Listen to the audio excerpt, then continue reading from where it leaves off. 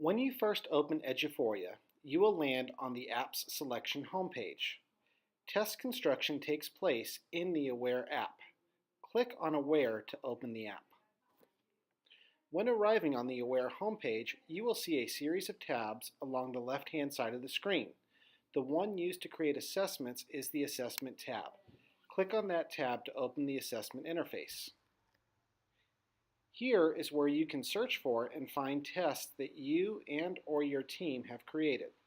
At the bottom of the page, there are links for creating new tests and managing who you can share the tests with. For the purpose of this video, we will be creating a new test by clicking on the Create a New Teacher Test link. You will get a page with several testing options. The value of creating a test in Eduphoria is dependent upon creating test items that are tied to standards. The Quick Test key can be used if you have an existing test that was created in another platform, such as Microsoft Word, ExamView, or another outside test bank. The new blank test is for creating a test in Eduphoria from scratch that contains the actual test questions. The district has multiple test banks that can be used to build these tests inside of the Aware system.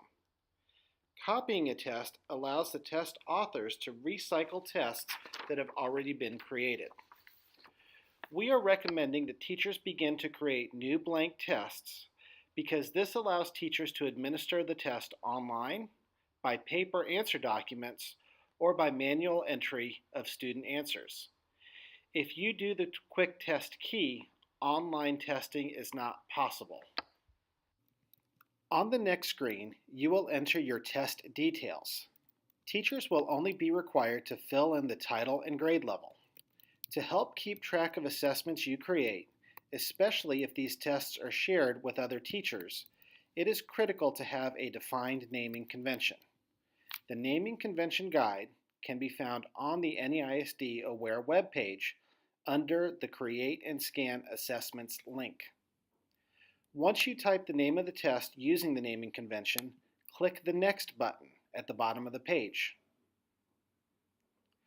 You will need to select the course for the test.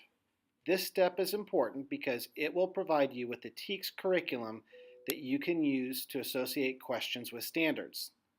At this time, you can only select one course. If you need to build a test using more than one course, you can do this later.